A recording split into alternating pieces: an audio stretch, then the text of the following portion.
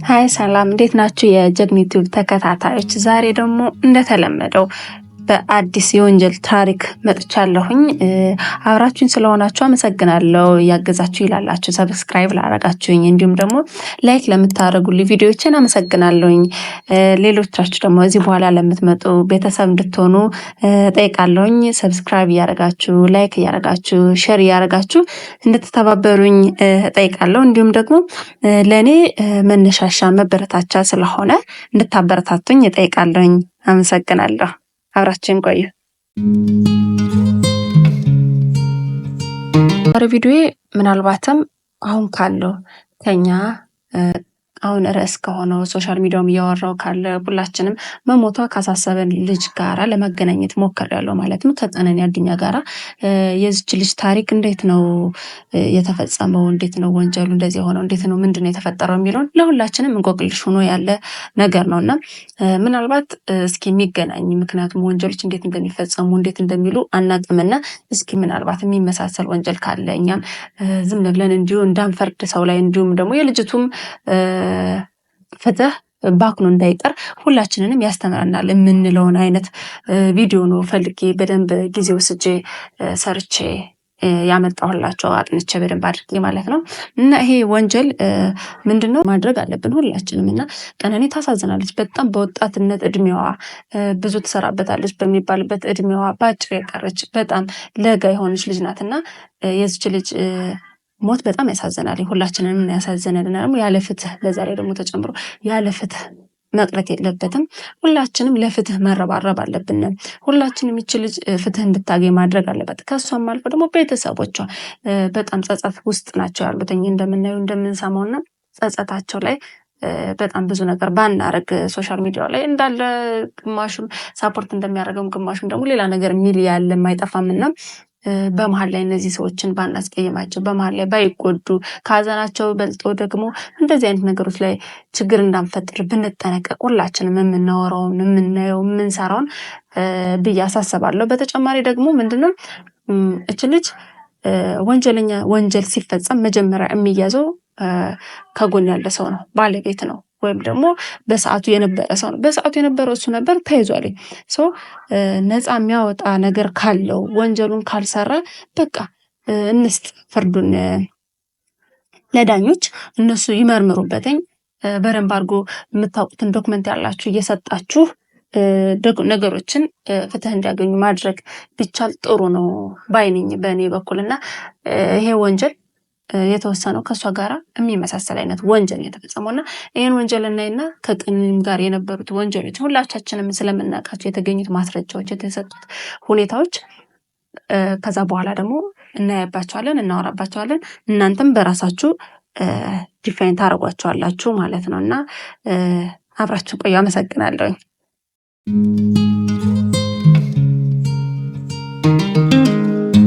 ባለታሪካችን ጄኒፈር ትባላለች። ጄኒፈር ጥሩ አስተዳደግ የነበራት ልጅ፣ ጥሩ ቤተሰብ ውስጥ ያደገች እንዲሁም ደግሞ በገቢ ምንጭ ደህና የሚባሉ ቤተሰብ ውስጥ ነበር ያደገችው። ማለትም አባቷ የአንድ ባንክ ምክትል ፕሬዚዳንት ነበር። እናቷ ደግሞ የአንድ ኮሌጅ ወይም ዩኒቨርሲቲ ደግሞ ፕሬዚዳንት ነበረች፣ እንዲሁም መምህር ነበረች። እና በደንብ አድገው ያሳድጓት ጥሩ የቤተሰብ የነበራት ነበረች። ከአንድ እህቷ ጋር አብራ ነበር የምትኖረው ከቤተሰቦቿ ጋር። በተጨማሪ ጄኒፈር ተግባቢ፣ ጥሩ ልጅ፣ አስተዋይ፣ በጣም ጠንካራ እና ጎበዝ ሴት የምትባል አይነት ነበረች። ግን ደግሞ አንዳንዴ አልፎ አልፎ ቶሎ እንደምትበሳጭና ቶሎ እንደምትቆጣም ይናገራሉ አብሮ የሚያውቋት ቤተሰቦቿ ማለት ነው። ከዛ ጄኒፈር 11 እና 12 ማለትም የኤሌመንታሪ ስኩል በኋላ ዩኒቨርሲቲ ገብቷን እንዲሁም ማስተሯን ይዛ የወጣች ጎበዝ ልጅ ናት። ከዛ በኋላ ከጓደኞቿ ጋር ከሆነ ከተማ ላይ እየኖረች የቲያትር ጽሁፎችን ትጽፍ ነበረ። የቲያትር ጽሁፍ ጸሐፊ ነበረች እና እንደዛ ያለች ነበር የምትኖረው። የሆነ ጊዜ ላይ ግን ምን ወደሆነ ቦታ ሙቭ ማድረግ ፈለገች እና ማለት እንደ ትራቭል ነገር ማለት ነው። የት ትሄዳለች? ኤርፖርት ትሄዳለች። ከኤርፖርት ላይ ከዚህ በፊት የምታውቀውን ሰው ታገኛለች። ማለትም ፎርስን ማለት ነው። ይሄንን ከዚህ በፊት ድሮ ታውቀዋለች። የት ነው የምታውቀው? ዩኒቨርሲቲ ላይ ያሉ እሱ በጣም የህዋ መሸራተት ተወዳዳሪም ነበር። በጣም ነበር የሚወደው። እዛ አካባቢ አይጠፋም ነበር። እሷም ደግሞ እዛ ትሄዳለች ማለት ነው። ትሄድ ነበር ድሮ ዩኒቨርሲቲ ምናምን እያሉ እና ብዙም ባይሆንም ግን ይተዋወቃሉ። ከዛ በኋላ ተውውቀታቸውን እዚሁ ኤርፖርት ላይ እንደ አዲስ እንደገና ይጀምሩታል ማለት ነው። ይህን ካደረጉ በኋላም ኢሜል መጻጻፍ ምናምን ጀመሩ። ጀኒፈርም ምንም አልመሰላትም ከእሱ ጋር መኖር ፈልጋ ነበር። አንደኛ 30 ዓመት ሆኗት ነበረ እና የመውለጃዋ የማግቢያዋ ቤተሰብ የመመስረቻዋ ሰዓት ስለነበረ ደስተኛ ነበረች። በተጨማሪም እሱ ደግሞ ሲታይ በጣም ቆንጆ ጥሩ አቋም ላይ ያለ ሰው፣ በተጨማሪ ደግሞ ሀብታም በደንብ ራሱን የገነባ ሰው ስለነበረ ፈቃደኛ ሆነች ማለት ነው። ብዙም አልቆዩም። ምናልባት እሱ ሌላ ትዳር ነበረው። ያን ትዳር ከፈታ ከ1 ወር ከ2 ወር በኋላ ነው ከጄኒፈር ጋር የተጋባው ማለት ነው።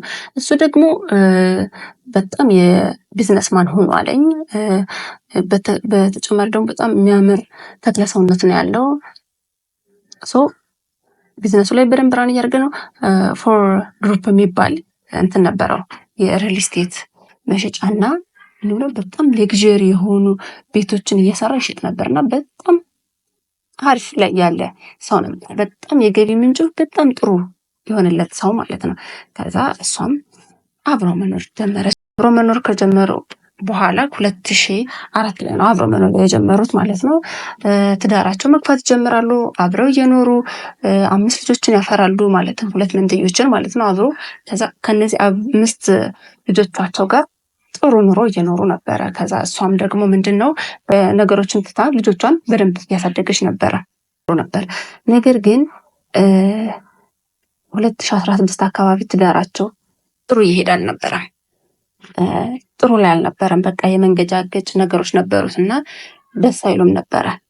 ስለዚህ ነገሮችን እሷ ትሰማለች፣ ያየች እያለፈች ነበረ። ነገር ግን ምን ይሆናልኝ እሱም በ2016 ሌላ ሚሸል የምትባል ሴት ይተዋወቃል።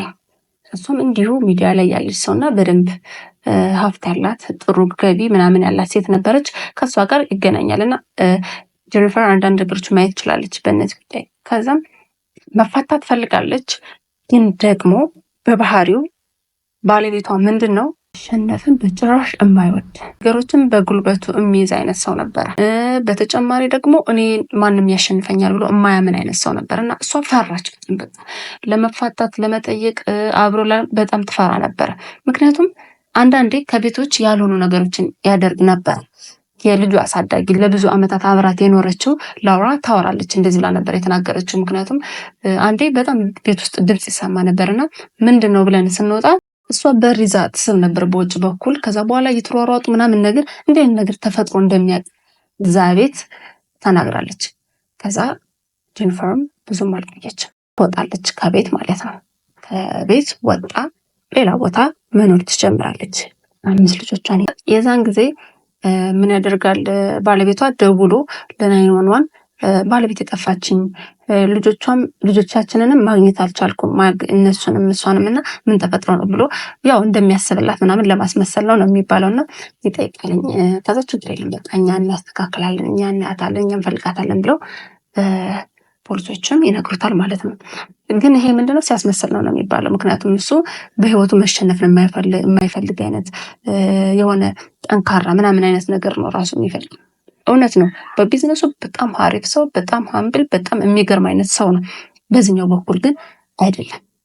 እሷን በጣም ይጨኩናት ነበር። በጣም ትፈራ ነበረ። በቃ አሰቃቂ ነገር ያደርግብኛል ከህይወቴ ብላ በጣም ነበር የምትጨነቀው እና ለዛም ነው ቤቱን ለቃ ወጣ ሄደችው ማለት ነው። ከዛ በኋላ ፍቿን በይፋ ታደርጋለች ማለት ነው። ፍቿን ካደረገች በኋላ ምን ይፈጠራልኝ? ለልጆቹ ለእሷ ሙሉ በሙሉ የልጅ አሳዳጊ መብት ይሰጣል ለእሷ ማለት ነው። ከዛ እሱ ደግሞ እሷ ከቤት ስትወጣ ማለትም ጄኒፈር ሚሸልን አምጥቶ ከልጇ ጋር ሚሸል ሌላ ጋር የምትወደው ሴት ልጅ ነበረቻት እና አብረው እየኖሩ ነበር አንድ ቤት ማለት ነው። እና ልጆቹ ብዙ ጊዜ ወደሱ አይሄዱም ነበር ለጎብኝት። ምክንያት እየፈጠረች ጄኒፈር አትሰጣቸውም ነበር። በቃ ደስተኛ አልነበረችም በሱ ግንኙነት። ሁለተኛ ደግሞ ትሰቀቅ ነበር፣ ትሰጋ ነበር እና በቃ አትሰዳቸውም ወደሱ ቤት የነበር ምክንያት እየፈጣጠረች ውሻው ታሞባቸዋል ኦር ሳምቲንግ ነገር እያለች አይሄዱም ነበር። ይህንን እሱ ደግሞ በጣም የተናደደበት መጣለኝ። አንደኛ እሷ ብቻዋን እየኖረች ነው፣ እሱ ደስተኛ አይደለም በዛ ላይ። ምክንያቱም እኔ ራሱን የሚያስብበት መንገድ ማለት ልክ አልነበረም። ብቻ ዝሮ ዝሮ ግን እየተናደደባት ነበር ማለት ነው። ከዛም ጄኒፈር ምንድነው የምታደርገው? ሁሌም ጧጧት ልጆቿን ትምህርት ቤት ታደርሳለች። ከዛ በኋላ ደግሞ ትመጣለች። ከዛ በኋላ የራሷን የግል ስራዎች የምትለው ትሰራለች። ከዛ ልጆቿን ደግሞ ታመጣቸዋለች ከትምህርት ቤት ማለት ነው። ነገር ግን በአንደኛው ቀን ማለትም ግንቦት 24 2019 ጄኒፈር ልጆቿን አደርሳ ከትምህርት ቤት ትመለሳለች። ግን ከተመለሰች በኋላ አላዩትም። ይሄንን ደግሞ ማን ያስተዋለ? ላውራ ማለት የልጆቿ አሳዳጊ ማለት ነች። እሷም መጣችና ማታ ላይ ተነጋግረው ነበር። ምንድነው የተነጋገሩት? ማታ ላይ ጄኒፈር ቤት ውስጥ አሉላት መኪናዎችን። አንደኛው መኪና ወስዳ እንደምታሳየው ምናምን ነገር ነግራት ነበረ። በተጨማሪ ደግሞ ሌሎች ስራዎች እንዳሉባት ነግራት ነበር። ግን ስትመጣም ላውራ ስንት ሰዓት ነው የመጣችው? ወደ 5 ሰዓት ተኩል አካባቢ ነው የመጣችው። ከቤት ገና ስትገባ ጋራጁ አካባቢ ወስዷለሁ ያለችው መኪና አልሄደም። እስቲ ጋራጅ ውስጥ ነው ያለው። ኦኬ፣ ስለዚህ ሀሳቧን ቀይራ ይሆናል ብላ ወደ ቤት ትገባለች። ወደ ቤት ስትገባ በተጨማሪ ምን ታያለች? ፖርሳው መሬት ላይ ወድቆ ታየዋለች። ከዚህ በፊት ጄኒፈር በጭራሽ እንደዚህ አርጋታ። ምክንያቱም በጣም ጥንቁቅ፣ በጣም ልግዥር ኑሮ የምትኖር፣ እቃዎቿን በጥንቃቄ የምታስቀምጥ አይነት ሴት ነች። በቃ አትወድም እንደዚህ መዝረክረክና። ኦኬ በቃ ዛሬ ምናልባት ስልኳን ኦር የመኪና ቁልፏን ስታወጣ ጥላው ይሆናል ብላ አሁንም ፖርሳዋን አንስታ አስቀምጣ ሌላ ስራዋን ትቀጥላለች። ከዛ ኪችን ላይ ስትገባ ለተጨማሪ ምን ታያለች? የተጀመረ ኬክና በተጨማሪ ደግሞ ያልተጨረሰ ሻይ ታያለች። ዛሬ በቃ ጄኒፈር በጣም ቸኩላለች ማለት ነው ቤት ለመውጣት ብላ ያንን ያገኘችውን እንትኖች ትሰበስባቸዋለች ማለት ነው።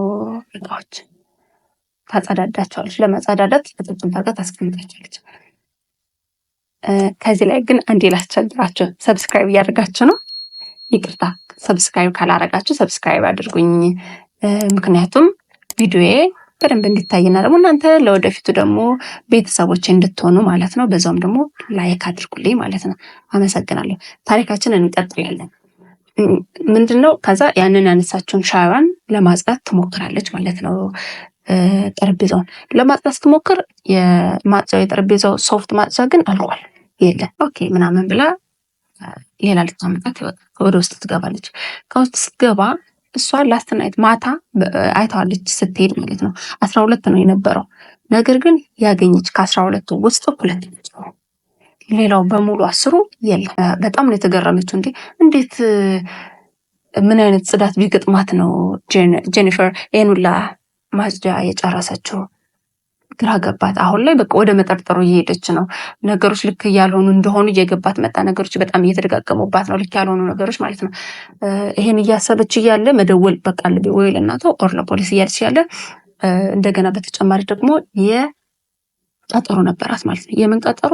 የዶክተር የዴንታል የሆነ ለልጇ ለዛውም ቀጠሮ ነበረባት እና ከዛ እንዳልሄደችም ተሰማደች። ነገሮች በጣም ግልጽ እየሆኑላት ሄዱ። ምክንያቱም ጄኒፈር ቀጠሮ በጭራሽ ልትጠራት ትችላል፣ ለዛውም የሕክምና ጊዜ ለልጆቿ ማለት ነው። ነገሮች ዴፊኒትሊ ልክ እንዳልሆኑ ገባታኝ። ጄኒፈር በቀጠሮ ላይ በጣም ጎበዝ ናተኝ፣ በጊዜ የምትገኝ በጣም ነገሮች ካልገጠሟት በቀር የማትቀር አይነት ሴት ነች። በዛ ላይ ደግሞ ለልጆቿና ለእንደዚህ አይነት ዴንታል ነገሮች ለሕክምና አይነት ነገሮች አይሚን አትቀርም። ይህን ስታይ ቀጥታ ላውራ ደወለች ለፖሊስ ማለት ነው። እንዲህ ነበር እንዲህ ብላ አስረዳቻቸው። ፖሊሶች መጡ። ነገሮችን ማየት ጀመሩ፣ ኢንቨስቲጌት ማድረግ ጀመሩ። ሲጀምሩ ጋራጅ ውስጥ ምን ያገኛሉ? ደም ያገኛሉ። መኪናው ላይ፣ ከመኪናው ፊት ላይ፣ መሬቶች ላይ ጠብጣዎች ነገሮች ተጸድተዋል፣ ግን ይገኛሉ ማለት ነው ለማስረጃ። እነዚህንን ፖሊሶች መርማሪዎቹ ይይዟቸዋል። በተጨማሪ ደግሞ አሻራዎችን ይፈልጋሉ፣ በር ላይ፣ ቤት ላይ ምናምኖችን። እነዚህን ማስረጃዎችን ይዘው ወደ ፖሊስ ጣቢያ ይመለሳሉ። ከዛ ከፖሊስ ጣቢያ ከተመለሱ በኋላ ለባለቤቷ ለድሮ ባለቤቷ ይደውሉለታል ማለት ነው። እንዲህ ጠፍታለች ምናምን ኦኬ ምናምን ብሎ ሄዶ ነው እንደዚህ ምናምን ብሎ ይመለሳሉ ወደ ቤት እና በሚቀጥለው ቀን ከጠበቃ ጋር እንዲመጣ ነግሮት ይሄዳል፣ ይመለሳል። እነሱ ፖሊሶች ይሄን ነገር ማጣራት ጀመሩ ማለት ነው። ማጣራት ሲጀምሩ ከጎረቤት የሆነ ካሜራ ይይዝ ነበር። የጎረቤታቸው ቤታቸው ካሜራ ስላለ የተቀረጹ ካሜራዎችን እነሱን እያዩ እያጣሩ ነበረ። ከዛ በኋላ ምንድነው ልጆቿን አድርሳ ከገባች በኋላ መኪናዋ 4:30 ላይ ነው የወጣው። ወደ ሕክምናውም አልሄደችም። በሰዓቱም አይደለም የወጣችው 4:30 ላይ ነው የወጣው። ግን በዛ መሀል ላይ ቋት አካባቢ አንድ በባይስክል እየነዳ ሳይክል እየነዳ ማለት ነው የሚገባ ሰው አይተዋል ካሜራው ላይ። ይሄም ጥርጣሬ ጭሮባቸው ይሄ ሳይክል ላይ እየነዳ የገባው ማን ነው? በምንስ ወጣ? ምክንያቱም መጨረሻ ላይ ሲወጣ አይታይም ሳይክሉ ማለት ነው። ይህንን ጥያቄ አድርገው ይዘው ነበረ። ከዛ በኋላ በኔክስት ዴይ ላይ የድሮ ባለቤቷ ቀጣጠሩበት ሰዓት ለ3 ሰዓት ያክል አርፍዶ ነው የመጣው። በጣም ብዙ ነገር ሊያጋጥም ይችላል። ግን የልጆቹ እናት ሞታ ለዛውም ማን እንደገደላት እየታወቀ ያልሆነ ነገር ነው። ወይም ደግሞ ጠፍታ ሞታም እንኳን ባይል ወይም ጠፍታ፣ ፖሊሶች ግን ኦልሬዲ ደም ስላገኙ ሞታ ሊሆን ይችላል እያሉ እየገመቱ ነበረ። ጠፍታ ሆኖ እሱ ግን ለመምጣት እንኳን ቢችል እንደውም ከስር ነበር መጠየቅ የነበረበት። ግን ተቀጥሮ እንኳን መምጣት የቻለው ለ3 ሰዓት ዘግይቶ ነበረ። ስለዚህ ፖሊሶች ነገሮችን ከሱ ጋር ለማያያዝ ሞከሩ ማለት ነው። በተጨማሪ ደግሞ ምን ሆነ፣ በዛውን ቀን በዛው አካባቢ ያለ ቤት ካሜራዎች ማየት በደንብ ችለዋል። የጄኒፈር መኪና የወጣው ማለት ነው 4:30 ላይ የወጣው መኪና በሷ ቤት አቅራቢያ ነው የተገኘው። አቅራቢያ ላይ ሲገኝ ግን መብራቱን እንደበራ አልጠፋም። ከዛ በተጨማሪ ደግሞ ከመኪናው ጋር አብሮ ሲሸጥ የሚገጠም እንትኖች አሉት፣ የአየር መውጫ እንደገና ደግሞ የእግር መረጋገጫ ምናምን ነገሮች አሉት። እሱ የለም፣ አልተገኘም እዛው መኪና ውስጥ ላይ ማለት ነው። ፍትን የተገኘው ይሄንን እንደ ማስረጃ ይዘዋል። ካሜራዎችን የመንገድ መብራት ካሜራዎችን ምናምን ሲያዩ ደግሞ ምንድነው አንድ ፒክአፕ መኪና ላይ ቆሻሻ እየዞረ የሚጥል ሰው አዩ፣ አንድ ካሜራ ላይ ማለት ነው። ያንን ካሜራ ደግሞ በደንብ ትኩር አድርገው ሲያዩት ምንድነው ከሆነ ሴት ጋር ነው። የሆነ ሴት ላይ በጎን በሩን ከፍታ የሆነ ነገር እጇን መሬቱ ላይ ስታስነካ ነገር ይታያል ማለት ነው። በደንብ ዲቴል ሲያዩተኝ የመኪናውን ታልጋ ማወቅ አልቻሉም። ምክንያቱም ታልጋ ሲስተም ውስጥ የገባ ነበረ፣ የተቀየረ ታልጋ ነበር። ሀይድ ለማድረግ እየሞከሩ ነበር እነዚህ ሰዎች ማለት ነው፣ የሚታዩት ሰዎች ማለት ነው። ካሜራው ላይ በደንብ አድርገው ለመርመር መሞከሩ፣ ፖሊሶች በደንብ አድርገው ለማየት ሞከሩ። በዛ ሰዓቶች ትክክለኛውን ታርጋ ስላገኙ ከላይ ላይ የተለጠፈውን ነገር ማንሳት ስለቻሉ ማጣራት ይሞክራሉ። ይሄ መኪና የማን ነው ብለው ማለት ነው። ይሄ መኪና ሲፈልግ ከማን ሆኖ ተገኘ? ከድሮ ባለቤቷ ድርጅት ውስጥ ያለ መኪና ሆኖ ተገኘ ማለት ነው። ይሄ ለነሱ በጣም ትልቅ ማስረጃ ነበር። ከዛ ይሄን እንደያዙ ምን አደረጉ? የወጣ ሲጥላቸው የነበሩ ቆሻሾች በሙሉ በተቻለ አቅም ተሰበሰቡ ማለት ነው። 30 ባጎች ናቸው የተጣሉት። ግን የተገኙት ከ30ዎቹ በጣም ትንሾች፣ ሁለቶቹ ኦር ምናምን የተገኙት። ከነዚህ ውስጥ የተገኙት ደግሞ ምን ተገኘባቸው? ቲሸርቶች፣ የጡት መያዣዎች፣ ይሄ ብረት ነገር፣ በተጨማሪ ደግሞ መውሊያዎች፣ ስፖንጆች ናቸው የተገኙት። እነዚህ ተሰብስበው ሲመረመሩ ዲኤንኤ ሲመረመሩ የጄኒፈር ነበር የተገኘው ማለት ነው። ደግሞ በተጨማሪ ደግሞ ሌላ ዲኤንኤ አሻራ ምናምን ሲመረመር የቀድሞ ባለቤቷና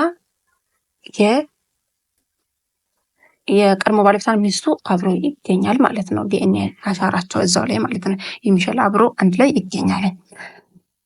ይሄን በሆነ ጊዜ ፖሊስ ወደ እነሱ ማተኮር ይጀምራል። ስለዚህ ወንጀሉን ለማጥፋት አብራ ስተተባበሩ የነበረችው ማናት ማለት ነው? ሚሼል ልጅ ማለት ነው። ፖሊስ ይሄን ዲሳይድ ያደርጋል። እነዚህ እየዞሩ የተጣሉት እቃዎች ቢፈለጉ ግን ጭራሽ ሊገኙ አልቻሉም።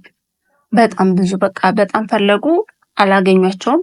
በኤፍቢአይ ቢፈለጉ በውሾች ተደግፈው ቢፈለጉና በጣም ብዙ ሌሎች ሰዎች ቢፈለጉም አላገኟቸውም። የተጣሉት እነዚህም ብቻ ነው። ከጠፋች ከ8 ቀን በኋላ እነሱ በቁጥጥር ስር ይውላሉ ማለት ነው።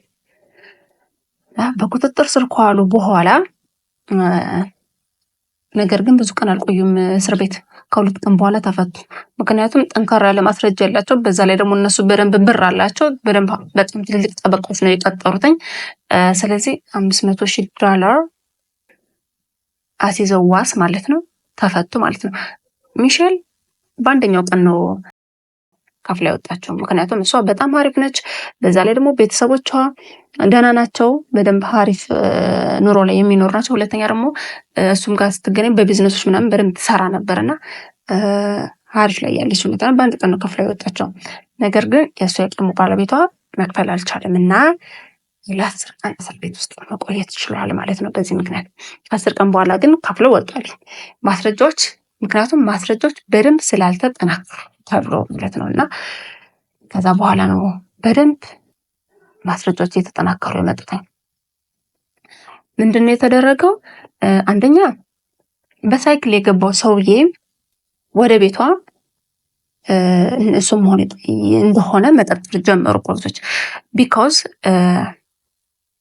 ከአንድ ቀን በፊት መኪና ተከራይቷል። እሱ መኪና እሷ በጠፋችበት ጄኒፈር በጠፋችበት ቀን እንደሚፈልግ ማለት ነው። ምክንያቱም እሱ መኪና የሆነ ትንሽ ነገር ችግር እንዳጋጠመው ተናግሮ መኪና እንደሚፈልግ ተናግሯል። እና ቀይ መኪና ተከራይቷል፣ ፒካፕ ማለት ነው። ያችን ቀይ መኪና ፒካፕ በካሜራ ሲፈልግ ማለትም ባስ፣ የተማሪዎች ባስ እንዲሁ እሱ አካባቢ ከእሷ ቤት አካባቢ ሲያልፍ ይሄን ቀይ መኪና እንዳየው ቆሞ ማለት ነው። እና ደግሞ የጄኒፈር መኪና ጠፍቶ የተገኘበት ቦታ ተመሳሳይ ርቀት ነው ይሄ መኪና ቆሞ የነበረው። ይሄ መኪና ሲታይ ሳይክል ጭኖ ነበር ሲሄድ። መኪናውን እዛ ቆሞ እሱ በሳይክል ገባ። እቺ ሳይክል ደግሞ ሌላኛዋ በጣም አጠራጣሪ ነገር የሆነበት ምንድነው? ሳይክል በጣም ይወዳል፣ በጣም ነው የሚነዳው። እሱ የሚታወቅበትም ነገር ነው። እና ሳይክሉ ከድሮ ከትውልድ ቦታ ሁላ ያመጣት ናት። ሁሌም አብረው የምትሆን ሳይክል ነች። ግን ፖሊሶች እችን ሳይክል ሲፈልጓት አጧት፣ አላገኟትም። ከምርመራ በሌላ ጊዜ ምርመራ እየመረመሩ እያለ አላገኟትም። እና ይሄ በጣም ትልቅ ጥያቄ ጭሮባቸዋል። ከዛ በኋላ በሳይክሉ ገባ። ጄኒፈር መጣች ልጆቿን አድርሳ። ከጄኒፈር ከመጣችበት ጀምሮ እስከ 4 ሰዓት ተኩል ያለው እሱ ጄኒፈርን እየገደለ ነበር ተብሎ ነው የሚታሰበው እስካሁን ድረስ ማለት ነው። ከዛ በኋላ ሳይክሏንና የእሷን የጄኒፈርን ማስወገድ ያለበትን ነገሮች በሙሉ ከመኪናው አስገብቶ በመኪናው እየነዳ ወጣ። ሌላኛው ደግሞ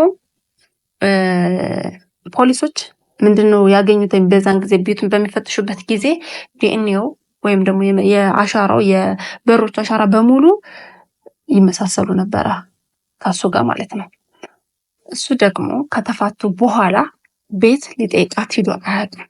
በጣም ረዥም ጊዜው ነው ሂዶ የማያውቀው እና እንዴት ተገኘ ተብሎ በጣም ትልቅ ጥያቄ ጥሩ ነበረ ማለት ነው። አሻራው እንዴት ተገኘ? ይሄ ደግሞ ሌላኛው ፓርት ነበር ማለት ነው። ከዛ በመኪናው ይዟት ሄደ። ከዛ በመኪናው ካስወጣ በኋላ መኪናዋን አቆማት የሆነ ቦታ ላይ የእሷን መኪና።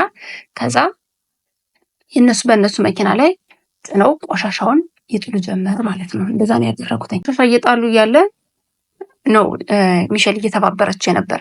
በተጨማሪ ደግሞ ሚሼል ሌላ ነገር ምንድነው ተከሳሽ ያደረጋት በጣም ትልቁ ነገር ከቤቷ እሱ ይሄንን ወንጀል ከፈጸመበት አካባቢ ቤቷ ሂዳ ቤቷ ላይ እሳት አያይዛ ነበር። ማለት በጭስ ቦጮ ይታይ ነበር የእሳት። አንደኛ ክረምት አይደለም ለምን እሳት አያያዘች? ሁለተኛ ደግሞ እሳቱ ተያይዞ የቆየው ለ20 ደቂቃ ብቻ ነው። የሆነ ማስረጃ እያጠፋች ነበር ብለው ነው የከሰሷት ማለት ነው።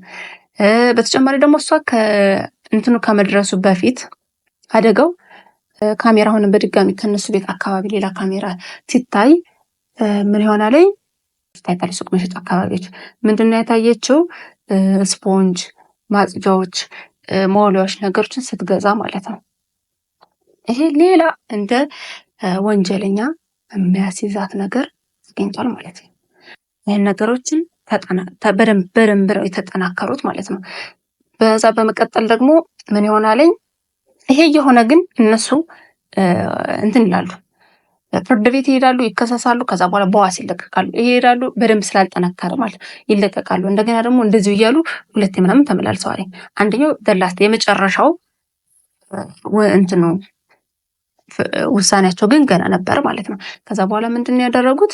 ሌላኛው ነገር ምንድን ነው የሚሆን የተከራዩተኝ መኪና ማለትም ጀኒፈር ከጠፋች ከ4 ቀን ምናምን በኋላ ለመመለስ ነው መሰለኝ ሲወስዱት ይታያል። በመጀመሪያ ላይ እዩ መኪና የሆነ ሰው እየነዳው፣ ሁለተኛ ላይ ደግሞ የነሱ ቤት መኪና እየተከተለ። ስለዚህ አንደኛው ባለቤቷ የድሮ ባለቤቷ ነው፣ ሁለተኛው ደግሞ ሚሸል ነች ማለት ነው። ከዛ ሲሄዱ ምንድነው የሆነው? ተጠየቀች ስለዚህ ጉዳይ። ለምንድን ነው ይሄ ምንድነው እንጂ አይ መኪናው ተበላሽቶበት ስለሆነ እኔ እየረዳሁት ነው መኪናውን ለመቀየር ምናምን ብላ ነበረ። አይ ይሄንን ነገሮቿን ይዘው ዝም ብለዋል። ከዛ በኋላ ግን ሲሄዱ ምንድነው የተደረገው? ሲያጣሩ የመኪና የተከራዩበትን ያስመለሱበት ምናምን እሷ አብራ እንደነበረች ማወቅ ቻሉ ማለት ነው። እንዲያውም እሷ $250 እንደከፈለች ተነገረ ማለት ነው። ይህን 250 ያለው ልጁ ምንድነው ያለው? የሆነ ቡና ምናምን ነገር ተደፍቷል እና በደንብ አጽድታ ይብላጭት። ከዛ ይሄን ባለ ጊዜ መርማሪው ምናልባት ደም ሊሆን ይችላል ብሎ ጠየቀ እዛው ላይ ማለት ነው። ምናልባት ሊሆን ይችላል፣ ምክንያቱም ከቡና የተለየ ነገር ነው የነበረው። ጠቁሯል፣ ግን ማጽዳት በደንብ ይፈልግ ነበር። ወንበሮች፣ ስሮች እንደዚህ አይነት ነገር ነበረው አለ ማለት ነው። በምን እንደነበረው ተናገረ ማለት ነው። ይሄ ሌላ ማስረጃ ይጠናከራል ማለት ነው። ከዛ እሷ ላይ ምንድን እየተደረገ ነበረ? በመጀመሪያ ቀን ላይ ካንቺ የት ነበረ ሲባል ፎት ምንድነው ያለችው? እሷ አብረን የነበረው አለች። 3 ቃለ መጠየቅ ገብታለች እሷ ማለት ነው። አብሮኝ የነበረው አለች። ከዛ በኋላ አብሮሽ ነው የነበር? አዎ አብረን ነው ቁርስ የበላነው፣ አብረን ነው ሻወር የወሰድነው፣ አብረን ነው ምናምን ብላ ተናገረች ማለት ነው። ከዛ በሌላ ጊዜ ደግሞ ሲጠይቋት አብራ እንዳልነበረች ደግሞ ተናገረች ማለት ነው። ስለዚህ ፖሊሶች እየዋሸች እንደሆነ ገባቸውና ለምንድን እንደዚህ የምትዋሽ ይችላል? እኔ በቃ የምናገረውን ስደነግጥ ምናምን ነው እንጂ ሌላ አይደለም አለቻቸው። ከዛ በዚህ መሀል ላይ እንደውም በመጀመሪያው ቀን አብረን የነበረው ከዛ ደግሞ ቀጠሮ ነበረው፣ ውይይት ተወያይቷል፣ ይሄው ስልኩ ማየት ትችላላችሁ ምናምን ብላ ነበርና ስልኩ ላይ ማታ ለሆነ ሰው ላይ ጠዋት እንድትደውልልኝ ብሎ ቴክስት ያደረገው ተገኘ ማለት ሆን ተብሎ። እሱ ደግሞ እኔ ነበረኝ ቀጠሮ ስልኬ ላይ ማየት ይቻላል እንዲል የተደረገ ማለት ነው። ስልኩ ግን በዛ ሰዓት እሱ ያለችው ከቤት ውስጥ ቤታቸው በጣም ሰፊና በጣም የሚያምር ስለሆነ ከቤት ውስጥ የነበረኝ ስብሰባ ነው ሊል ችሎ ነበር። ግን ስልኩ በዛ ሰዓት ላይ ቤት ውስጥ እንዳልነበር ያሳይ ነበር ማለት ነው። እና በተጨማሪ ደግሞ ሌላ ይሄ የተባለው ሰው ይመጣና ይጠየቃል ማለት ነው። አዎ ከኔ ጋር ነበር ይላቸዋል። ከዛ በሌላ ቀን ደግሞ እንዲሁ በሌላው ደግሞ ሲያደርጉ ደግሞ አይ አይደለም በእንደዚህ ነገር በስልክ ነው ያወራነው፣ አይ በእንደዚህ ነው እያለ ይዋሻል። ስለዚህ እሱም እንደ ወንጀለኛ ተይዞ መከሰስ ጀመረ። ምክንያቱም ወንጀል በመደበቅ አብሮ በመተባበር ተብሎ ማለት ነው። ከዛ እነዚህ ነገሮች ጊዜን እያሉ ማስረጃዎች በጣም እየጠነከሩ ይመጣሉ። ነገር ግን የመጨረሻው የፍርድ ቤት ቀን እየደረሰ በመጣ ቀን ቁጥር የድሮ ባለቤቷ የጀኒፈር ማለት ነው ፍርድ ቤት ቀኑ ላይ ሊገኝ አልቻለም። የፍርድ ቤት ቀጠሮ ቀኑ ላይ ያረፍዳል፣ መምጣት አልቻለም እና አሁንም ሌላ አዲስ ገርልፍሬንድ ነበረው ተዋውቋል ደግሞ ማለት ነው። ከዛ እሷ ትደውላለች፣ ዛሬ ቀጠሮ ነበረው ግን አልመጣም፣ ስለዚህ የሆነ ነገር ደርሶበት ሊሆን ይችላል፣ በጣም እየተጨናነቀ ነበረ ብላ ታሳውቃለች ለፖሊስ ማለት ነው። ከዛ ፖሊሶቹም ወደ ቤቱ ይሄዳሉ። ወደ ቤቱ ሲሄዱ እንደተባለው ጋራጅ ውስጥ ወድቆ ይገኛል ማለት ነው። ከዛ ከጋራጅ ውስጥ ከወደቀው አንስተው ሆስፒታል ይወስዱታል። ግን ብዙም አልቆየም፣ ከ2 ቀን በኋላ ይሞታል ማለት ነው። ከዛ ከጎኑ ላይ ጽፎ ነው ወረቀቶችን የተገኘው። ምንድነው የሚለው? እኔ ያላደረኩትም፣ እኔ በጣም ንጹህ ነኝ፣ ግን አንድ ነገር ቢሆንና ቢወሰንብኝ ይሄን ሁሉ ዓመቴን እስር ቤት ውስጥ ማሳለፍ አልፈልግም የሚል አይነትና ሚሼልና የቅድሙ ያልኳችሁ ሰው ተባብሮታል የተባለው ንጹህ እንደሆኑ ለማመልከት ይነገራል ማለት ነው።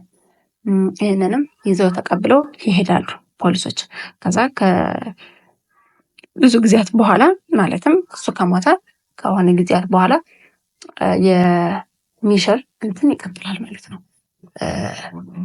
ወንጀል ይቀጥላል። ምክንያቱም ወንጀልን በመደባበቅ ወንጀልን በመሸፋፈን ትከሰሳለች ማለት ነው። ወንጀል እንዲጠፋ በማድረግ በመባል ትከሰሳለች። የእሷ አልቆመም። ከዛ በኋላ ምንድነው የሆነው? የእሷ ነገሮች በሙሉ ማስረጃዎች ወጡባተኝ። ጥልፍን የጠቀስናቸው በሙሉ ገላጭ ነበሩና ያሳዩ ነበረ። የዲኤንኤው አብራው የነበረችው እንትኖች በመኪናው ላይ፣ በተመሳሳይ ደግሞ የአሻራዎች አብራዎቹ ስታግዘው የነበሩት ቤቷ ሄዳ በማቃጠሏ ያን የተቃጠለው ነገር ምንድን ነው ለ20 ደቂቃ እሱ ነገሮች፣ እንደገና ደግሞ ከኔ ጋር አብሮ ነበር አይደለም የሚሉት ነገሮች፣ እነዚህን ሰብሰብ አድርገው ጥፋተኛ የሚያስብላት ነገር ነው ተብሎ ተከሳለች ማለት ነው። እሷ ግን ምንም ነገር አላደረግኩም ነው የምትለው። በዚህ ደግሞ ቤተሰቦቿ፣ አባቷ፣ እህቷ ምናምን ደግሞ ልጇ በጭራሽ እሷ እንደዚህ አይነት ነገር አታደርግም፣ በጣም የዋ እርህሩ ጥሩ ሰው ናት ብለው ይከራከሩላታል ማለት ነው። ግን ፍርድ ቤት ወንጀልን ለማጥፋት ተባብራለች ብሎ ወንጀለኛ ይልኳታል ማለት ነው። እና ለ14 ዓመት ከ6 ወር ተፈርዶባታል ማለት ነው ከብዙ ይግባይም በኋላ። በዚህ መሀል የሚያሳዝኑት ልጆች እነማን ናቸው? 5 ልጆች ናቸው። እናታቸውን አጥተው አባታቸውን ደግሞ አጥተው አሁን እየኖሩ ያሉትኝ ረዥም እድሜ ካላት ማለትም የእናታቸው እናት ከእሷ ጋር ነው እየኖሩ ያሉ። በተጨማሪ ደግሞ ከናኒ ጋር ማለት ነው። ናኒያቸው ማለትም ላውራ ማለት ነው። እሷ በጣም ጥሩ ሰውና አብራቸው እያሳደገቻቸው የነበረች ስለሆነች አሁንም አብራቸው እያሳደገች ያለች ናኒያቸው ነች። እና ብላለች እሷም እኔ በዚህ እድሜ የነሱ አሳዳጊ ሆኛለሁኝ። ምክንያቱም እናትና አባቷን ስላጡ እናትና አባታቸውን ስላጡ ትታቸው መሄድ ስላልቻለች ማለት ነው። እና ወንጀል በጣም ከባድ ነው። እነዚህ ልጆች የወደፊት ማንነታቸው በጣም ነው የተጎዳው። ሲያድጉ የማንነት ማለትም እናትና አባቶቻቸው እንዴት ራሳቸውን እንዳጠፉ እንዴት እንደጠፉ መልስ የሌለው ነገር ስለሆነ የተፈጠረው በጣም ከባድ ነው። በጣም ይጨንቃል። ሁለቱንም ያጡበት ወይ ልክ አይደለም እና የእነዚህን 5 ልጆች ህይወት በጣም ያከብደዋል ወደፊት። ይሄ ግልጽ ነው፣ ምንም ጥርጥር የለውም። እና እንግዲህ እግዚአብሔር ብርታት መስጣቸው ነው ልንል የምንችለው። በዚህ ዙሪያ ይሄ ነው ያለኝ አስተያየት። እናም ሰብስክራይብ እያደረጋችሁኝ ስለሆነ አመሰግናለሁ። ላይክ እያደረጋችሁልኝ ስለሆነ አመሰግናለሁ። ሼር እያደረጋችሁልኝ ስለሆነ አመሰግናለሁ። ወደ ቀነኒ አዱኛ ስመለስ ታሪኩ ቀላል አይደለም። በጣም ከባድ ታሪክ ነው የተፈጠረው። እዚህም እንደዚህ አይነት ቢሰራበት በጣም ትልቅ ወንጀል ነው የተሰራው እና ግን ያን ያህል የሚደባበቅ አይነት ወንጀል አይደለም። ብዙ ማስረጃዎች ግልጽ የወጡበት ነው እና እነዚህ ማስረጃዎች ደግሞ ሰዎች በጊዜው ቢሰጡ ለፍርድ ቤቱ በጣም ጥሩ የሚሆን ይመስለኛል። አለ የተባለ የሚታወቅ የሀገራችን አርቲስት ነው ያገባችው። እሷ ደግሞ በራሷ ጎበዝ ታታሪና የራሷ ስራዎች የነበሯት ልጅ ነች እና ነገር ግን ትዳር ከያዘች በኋላ ምሰራቸው የነበሩትን ስራዎች ወደኋላ ትታ እንደነበረ ይናገራሉ በቅርብ የነበሩ ቤተሰቦቿ፣ ጓደኞቿ። እና ይሄ ከቤት ውስጥ የመዋል ነገሮች ምንድን ነው ተብሎ እየተጠና ቢኬድ በጣም ጥሩ ነበር እና ግን አሁን አንዳንድ መላዎች እየተባሉ ያሉት ምንድን ነው እሱ አቢዩዝ እንደሚያደርጋት ነው እየተነገረ ያለው። እሱ በጣም እየተጨቃጨቃት እሱ እየመታት ስለነበረ ወጣ ስራዋን በደንብ መስራት አልቻለችም፣ ወይ ደግሞ ከሌላ ሰዎች ጋር መገዳየት አልቻለችም። እንዲህ አይነት ነገሮች ናቸው እየተላለፉ ያሉትኝ። ይሄ ቀለል ተብሎ የሚታለፍ ነገር አይደለም። ካመጣጡ ካለው የስነ ልቦና የሰውየው ልጁ ምን አይነት ነገር ነው ያለው፣ ፐርሰናሊቲው ምንድን ነው፣ ትታው እንዳትሄድም እኮ ሊያረጋት የሚችሉ በጣም ብዙ ነገሮች ሊኖሩ ይችላሉ፣ አይታወቅም። እና ማለት ምናልባት እንደዛኛው ባለ ታሪካችን እሱም እንዲሁ ትታው እንዳትሄድ ሊያደርግ የሚችል አይነት ሰው ሊሆን ይችላል። ከዚህ በፊትም እንደሰማነው ሚዲያ ላይ እሷን የራሱን ለማድረግ ከሌላ ሰው ጋር ሽጉጥ እንደተወጣጡም ሰምተን ነበረ። ይሄ ቀለል ተብሎ የሚታለፍ ነገር አይደለም። አሁን እሷን ከእሱ ጋር ለማኖር ሽጉጥ ያወጣ ሰው እሷ ያጠፋች መስሎ ከተሰማው ወይ ደግሞ ትታው ልትሄድ እንደሆነ የሚያውቅ ከሆነ እሷን ለማጥቃት ወደኋላ የማይልበት ነገር የለም። ይሄ በቃ እንደ ማስረጃ ሊያዝ የሚገባ ነው። ሌላኛው ነገር ደግሞ ምንድነው እች ልጅ ዲፕረስድ በየሆነች በሄደችበት ቁጥር ከቤቷ ቁጭ ባለች ቁጥር የምታናግረው ሰው ባጣች ቁጥር ኖርማሊ ነገሮችን በራሷ ነው ለመፍታት የምትሞክረው። ማለትም በቃ እንደተባለው ራሷን አጥፍታለች የሚባል አይነት ሀሳቤ ነበር አይደል? እንደዚህ አይነት ልታደርግ የምትችልበትን ሁኔታ ውስጥ ትገባለች። ምክንያቱም ለማንም ነገሮቿን ችግሮቿን እያዋየች ስላልነበረ ነው። ብዙዎቹ የሚያውቁ አልነበሩም። እንግዲህ እኔ የማውቅ ወይም ደግሞ አሁን እየወጡ ካሉት መረጃዎች በተጨማሪ ማለት ነው። ከዛ ሌላኛው ነገር የሆነው ምንድን ነው በዛ ሌሊት ላይ ተነስታ ራሷን ልታጠፋበት የምትችልበት ሁኔታ ምንድን ነው ነው? ሰው ልጅ ሌሊት 10 ሰዓት ላይ ተኝቶ እንቅልፍ ላይ ማለት ነው ትዝ ብሎት ብድግ ብሎ ወጥቶ ራሱ ሊያጠፋበት የሚችልበት ምክንያት የለም።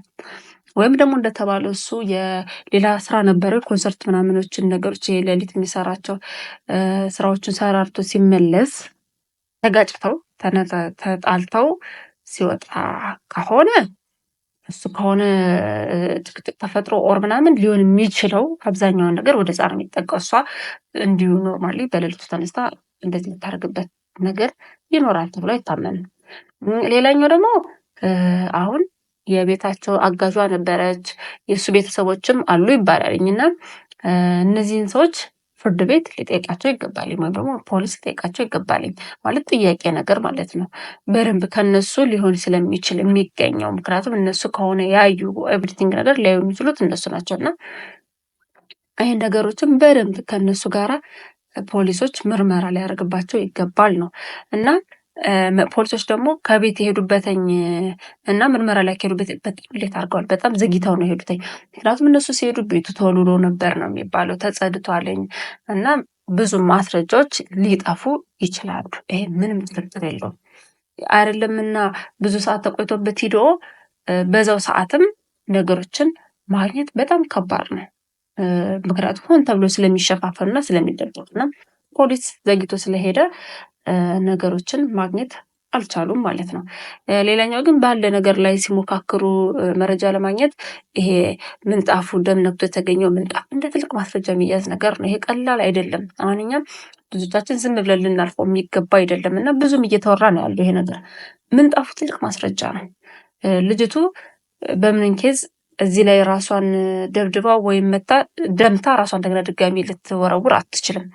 ኦልሬዲ በቃ ተመትታ ደሟ ከመሬት ላይ ፈሶ ነው እንደገና ወደ መስኮት ልትወርደው ወይም ሊጥላት የሚችሉት ማለት ነው። ወይም ሊጥላት የሚችሉ አላውቅም ምን እንደተፈጠረ። ይሄ ነው ግን በኖርማል አንዳንዴ ልናያቸው የሚችለው ልንረዳቸው የምንችለው አብዛኞቻችን እንደዚህ አይነት ነገር ነው። ከዛ ደግሞ ቤታቸው ላይ ከዚህ በፊት ተተኩሶ ተኩስ ምናምን የሆነ ነገር የጥይት የተመታ ነገር ተገኝቶበታል ቤቱ። ይሄ ቀላል ማስረጃ አይደለም። ኦኬ ጭቅጭቅ ነበር ማለት ነው። ኦኬ ሊያስፈራራት አስቦ ነበር ማለት ነው። ወይም ሊተኩስባት ፈልጎ በቃ ትቶታል እንደማለት ነው። ይሄ በቃ ወይ ምናልባት ከዚህ በፊት የምትሞትበት እድል ሰፊ ነበር ማለት ነው። ከሞተችበት ቀን በፊት ያኔ ነበር ሊገላት ያሰበው ነበር ማለት ነው። ወይ ደግሞ እንግዲህ ይሄ የሌላ እነሱ በፊት የተከራቢ ሰዎች ኦር ምናምን ከሆነ ማስረጃ ያስፈልገዋልኝ። እንዴት ተፈጠረም ይሄ ማስረጃ ማብራሪያም ያስፈልጋልኝ እና በጣም ትልልቅ መረጃዎች ናቸው እየወጡ ያሉት እና እነዚህ እሱን ነፃ ሊያደርጉ የሚችሉ አይነት ነገር አይደሉም። ሌላኛው ነገር ደግሞ አሁን እየወጡ ያሉት ሶሻል ሚዲያዎች በጣም ብዙ ነገር ናቸው። የቴክስት ወጥተዋለኝ፣ ከጓደኞቿ ጋር ስታወራቸው የነበሩ በቴሌግራም ወጥተዋለኝ። በተጨማሪ ደግሞ ፎቶ እያነሳች 2 3 እየተደበደበች እንደነበር አሳይታለች ለጓደኞቿ እና ይሄ ደግሞ ምንድን ነው የሚያመለክተው? ምንም ጥርጥር የለውም እች ልጅ ስትደበደብ ነበር።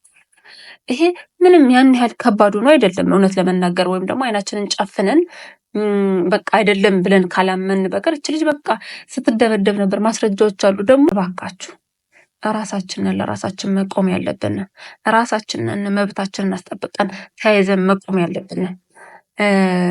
ይሄ ተደማምሮ ነው እንግዲህ እሷን እየተመታች እያለች እንደዚሁ እንግዲህ ዝም በይ በቃ ችግር የለም ያልፋል ቻይ እየተባለች ይሆናልኝ እንግዲህ አንዳንድ እንደነዚህ አይነት መካሪዎች ህይወቷን ሊያሳጧት የቻሉ ማለት ነው። እናም እነዚህ ማስረጃዎች በጣም በጣም ከባድ ማስረጃዎች ናቸው። በተለይ ለሱ ከሱ በጣም የሚወጣ አይደለም። በተጨማሪ ደግሞ አሁን ላይ የሰማነው ነገር ምንድን ነው? ለፋሲካ ኮንሰርት አለው። እንዴት ነው ሚስቱን ማለት ባይጋቡም ኦልሬዲ ሚስቱን አብረው እየኖሩ ነው። ሙታ እንዴት ሰው ለበዓል ዘፍኖ መድረክ ላይ ወጦ ይዘፍናልኝ? ወይ ደግሞ እሱ በዚህ ሀሳቡ ከሀገር ወጦ ሌላ ነገር ሊጠፋ ከሆነ አናውቅም። እንግዲህ ይሄን ማስረጃ ግን እንደው ባህላችንም አይፈቅደውም። ቤተሰቦቿ ጥቁሩንም አያወልቁታኝ። እንደው እኛ እኮ ባህል አለን። ቲቪ መላሱ የሚከፈተው ከ3 ወር ከ4 ወር በኋላ ነው። ብዛም ቤት እስከ 6 ወር የሚሄድበት ባህል ነበረን እኛ። እሱ የሚቀር ጥቁሩም የማይለብስበት የማይወልቅበት ቀን ጊዜያት ነው ይሄ ርቀቱ። ቤተሰቦቿ እናቷ አባቷ በጣም ነው የሚያሳዝኑትኝ። ለእነሱ ፍትህ ያስፈልጋል። እና ይሄ የኮንሰርት አዘጋጃለሁ ማለቱ በጣም ትልቅ ነጥብ ያስጥለዋለኝ እሱን። ምክንያቱም ምን ያህል የእሷ መሞት ባያንገበግበው ነው እሱ ብር ሊያሳድድ የሚሯሯጠው። የህይወቱ አጋሩ የነገ ወደፊት አብሬያት እኖራለሁ እድሜ ልኬን ያለው ሰው እድሜው ኦልሬዲ ከዚህ በኋላ እንደገና ራሱን ካላስተካከለ ኦልሬዲ እድሜው ለተወሰነ ዓመት እንደቆመ ነው የሚቆጠረው። እንዴት ነው እሷን ሞታ እሱ ኮንሰርት ሊያዘጋጅ? ወይስ ይሄ ከቂልነት የተነሳ የታሰበ አስተሳሰብ ነው? ይሄ ማስረጃ አሁን እንደምነግራችሁ ከውጭ ሀገር ቢሆን ኖሮ እንደ ትልቅ ነገር ማስረጃ ነበር የሚያስቀው። በቃ እሱ የቢዝነስ የሆነ ኬዝ አለ ማለት ነው። እያንዳንዷን የተገኘችውን የምንጣፋው በደንብ ላይ የቤቱ ነገሮች ተልተሎ ተጸድቶ መጠበቃቸው እያንዳንዷ ማስረጃ ነበሩ እና ቤተሰቦች ያሳዝናሉ። ለእሷ ብቻ ሳንልም ለቤተሰቦች ለወደፊት ለራሶቻችን ጥሩ ሀገር መገንባት ከፈለግን ሴቶች እንዳይጎዱ ምንፈልግ ለልጆቻችን ከሆነ ተባብረን ማውገዝ ያለብን ማውገዝ ነው። ወንጀለኛ እንደተባለው ብሔር የለውም፣ ሀገር የለውም። በተጨማሪ ደግሞ ጥሩም ሊሆን አይችልም። በቃ ወንጀለኛ ከሆነ ወንጀለኛ ነው። ማንም ይሁን ማንም ታዋቂ ነው ኦርማ ምንም አያገናኙም። እንዴ ማን ስለሆነ ነው አንድ ሰው ታዋቂ ስለሆነ ወንጀልን የሚሸሸው? ማን ስለሆነ ነው አንድ ሰው ዝም የሚባለው? የሚባል ነገር የለም። ፍርድ ለሁሉም እኩል ነው። ስለዚህ ካጠፋ ካደረገ መደረግ ያለበትን እርምጃ መወሰድ አለበትኝ። ከሱ ላይ ፍርድ ቤት ሊያደርግ የሚገባው ክርክሩ በስርዓት እየሄደ እንደዛ መሆን ያለበትኝ። ከኛ ሀገር ላይ የኤርፖርትን ስም አጠፉ ተብሎ የታሰሩ አሉ።